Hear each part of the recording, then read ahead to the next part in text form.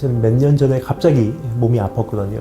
그 아팠던 계절이 저에겐 참 필요했던 것 같아요. 왜냐면 제 안에 있는 군더더기들이 이렇게 빠져나가는, 어떻게 보면 무거운 짐을 내려놓고 내 삶을 정돈하고 가야 하는 길을 갈 수 있었던 참 좋은 계기가 되었다고 생각을 해요. 그래서 지금 고난 가운데 계신 분들께서 생각을 해주셨으면 좋은 게, 부자가 천국 들어가기 힘들다고 하잖아요. 부자가 천국 들어가는 것이 사실 불가능은 아니에요. 근데 너무 힘들죠. 왜냐면 이 세상에서 잃을 게 너무 많기 때문에 본향을 향한 정말 절실한 갈망함이 형성되기가 쉽지 않다는 뜻이거든요. 근데 이 세상에서 사는 이 자체가 힘들다면 어떻게 보면 주님 나라 꿈꾸는 것이 더 조금이라도 쉬워진 축복을 입은 사람들이 아닌가 생각이 돼요. 성경을 보면 목마른 사슴 시냇물을 찾아 헤매이듯이 나의 영혼 주를 찾기 위해 갈망하나이다. 많은 분들이 신앙생활을 하지만, 다른 말로 본향을 향해서 가긴 하지만 그러한 목마름을 가진 분들이 정말 없다고 생각해요. 물이 없으면 난 죽겠습니다.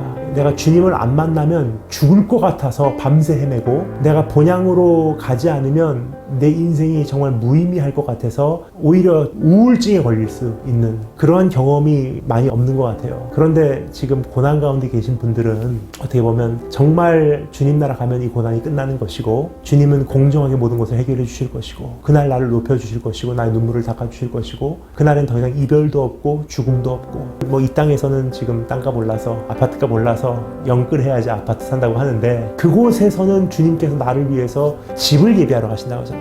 그러니까 그런 부분이 참 감사한 것 같아요. 이 세상에서 가난한 자가 오히려 하늘나라에 가깝다는 것이 바로 그런 뜻이 아닌가 생각이 돼요. 우리가 가야 될 길이 있고요. 그 길은 잠시 넘어질 수 있고 잠시 쉬어갈 수는 있어요. 때로는 낭망하고 좌절하고 탈진하고, 어떤 분들은 몇 년간 못 일어나신 분들도 계시긴 한데, 우리를 부르시는 주님의 음성을 오늘 듣기를 원합니다.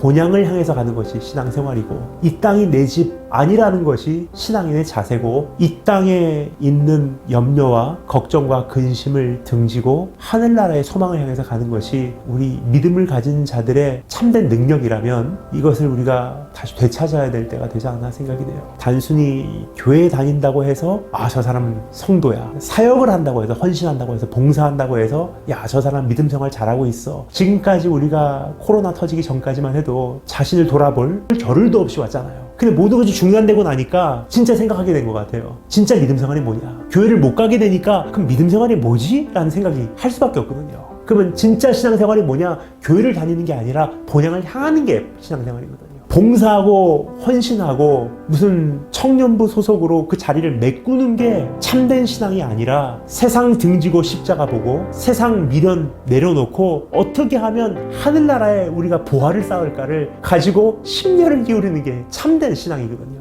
근데 이러한 기준으로 돌아가서 우리가 한 걸음 한 걸음 가야 하는 길을 걷고자 한다면, 적어도 먼 훗날 주님 앞에서 부끄럽지 않은 모습으로 서지 않을까 생각이 듭니다.